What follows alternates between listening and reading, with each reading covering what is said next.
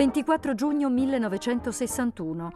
Muore a Napoli Giovanni Ermete Gaeta, paroliere e compositore napoletano, noto in tutto il mondo con lo pseudonimo di E.A. Mario, con il quale ha firmato canzoni entrate nel repertorio dei più grandi tenori del Novecento. Nato nel 1888, a 10 anni trova nel negozio di barbiere del padre un mandolino lasciato da un cliente e comincia così a suonare. I 3 brani forse più rappresentativi dei vari generi toccati da E.A. Mario sono Santa Maria Lontana, Canto degli emigranti, La leggenda del Piave, canto di guerra per il quale Vittorio Emanuele III gli conferisce la commenda della corona, e la Tammurriata nera, musicata sui versi dell'amico Edoardo Nicolardi.